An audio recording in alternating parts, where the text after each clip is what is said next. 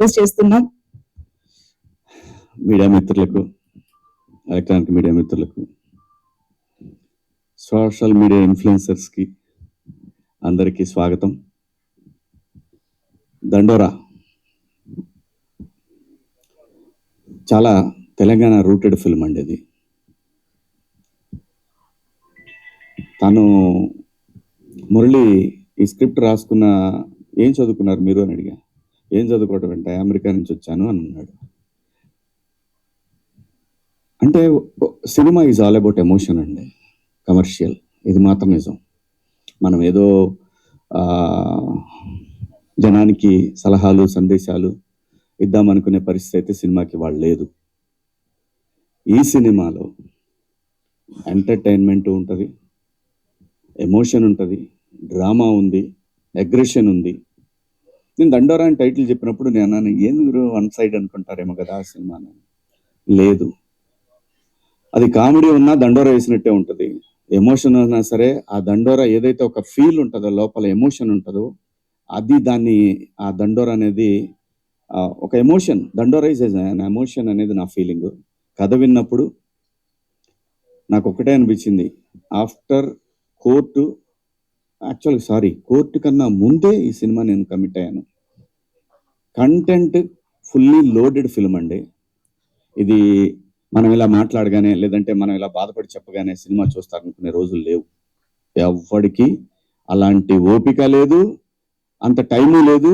Forward చేయటంలోనే ఉంటారు మనం ఏం చేసినా. అది కాకుండా ఇది కంటెంట్ ఓరియంటెడ్ ఫిలిం.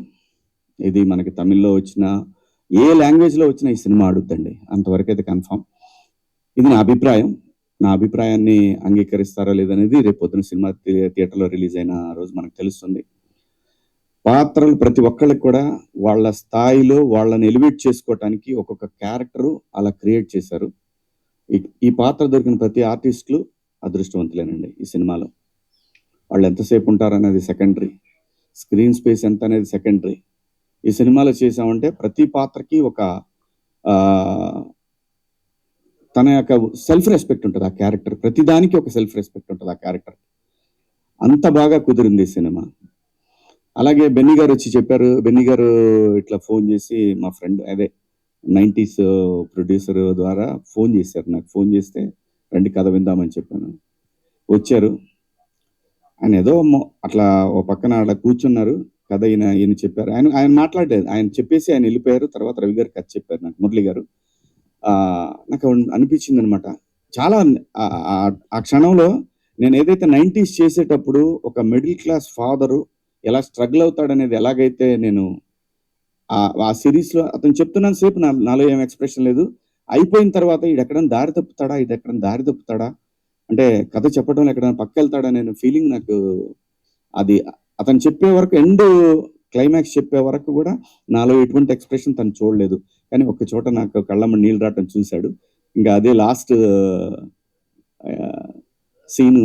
అది చూసిన తర్వాత అతను అలాంటి ఒక అనుభూతి ఇతను కథ చెప్పినప్పుడు అది వేరే, ఆ ఎమోషన్ వేరే, ఇది వేరే.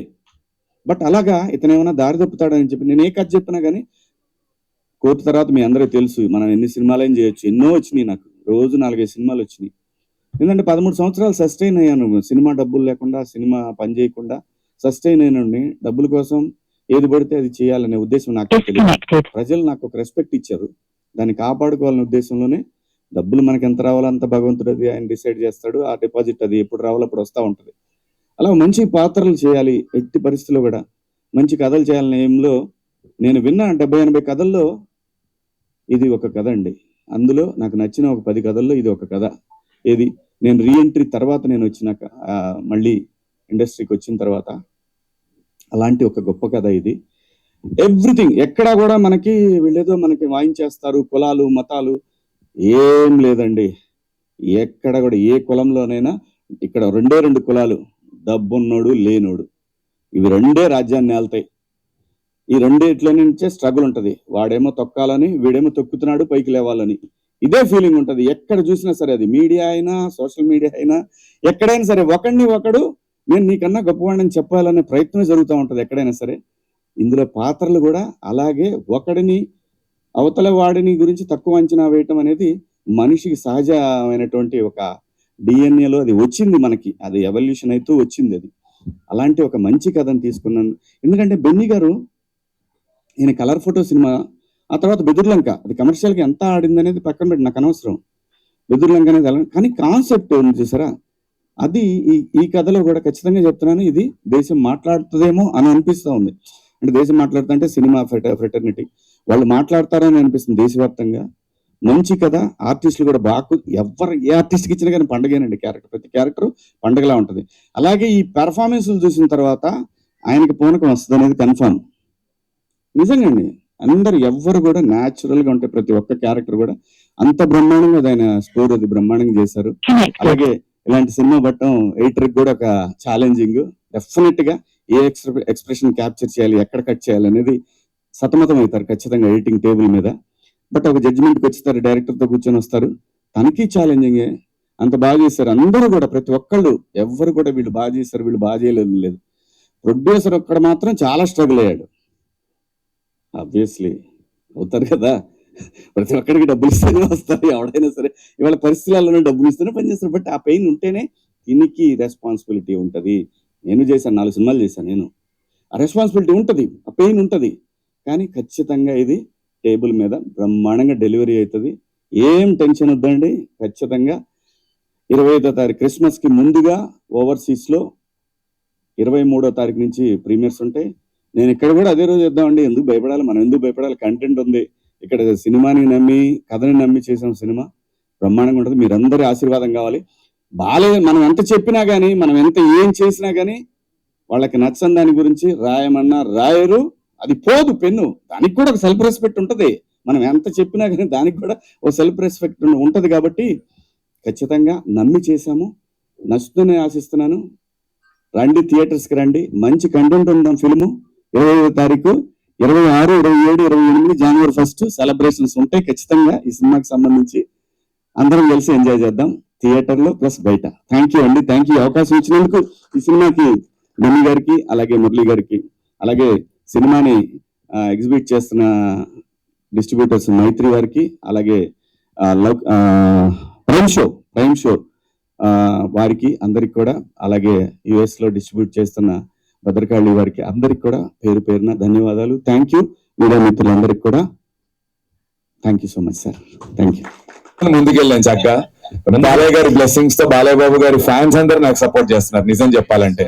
నందుకు నేను సినిమా కూడా వెళ్ళాను, బాగా ఎంజాయ్ చేసినట్టు వెళ్ళాను. నాకు మేము సినిమా ఇలా నేను నా cinema psych Siddharth post phone అని నేను రానా అన్న ఒక వీడియో వేసాము. అందులో వి లవ్ యూ బాలయ్య అని పెట్టిన వెంటనే అది బాగా న్యూస్ స్ప్రెడ్ అవటం, బాలయ్య బాబు ఫ్యాన్స్ మమ్మల్ని శ్రీరాములు థియేటర్ కి స్పెషల్ గా ఇన్వైట్ చేశారు, రండి కలిసి సెలబ్రేట్ చేద్దామని. సో ఇంకా మన సినిమా ఫస్ట్ జాయిన్ కమని వెళ్ళి నా సినిమా లేకపోయినా బాలయ్య సినిమాకి వెళ్ళి చూసేవాడిని. ఏదో ఫ్యాన్స్ తో బాగా ఎంజాయ్ చేశాను. మరి మీ దండోరా ఈవెంట్ కి బాలయ్య గారిని చీఫ్ గెస్ట్ కి పిలవచ్చుగా? నేనా అనా బాగుంటుంది, నేను ప్రయత్నిస్తాను. బాలయ్య బాబు గారిని కలవాలి, వెళ్ళి ఇవాళ రేపట్లో ఒక రోజు కలుస్తాను బాలయ్య బాబు గారిని. ఇంకేం అయిపోద్ది. డైరెక్టర్ గారు అయిద్ది కదా, చెప్పండి. మీతో మాట్లాడాలని నెక్స్ట్ టైం నుంచి ప్రెస్ మీట్ చేస్తుంటే మీరు ఉన్నారో చూసుకుని వచ్చారా అన్నారు శివాజీ అన్న. మార్క్ గారు.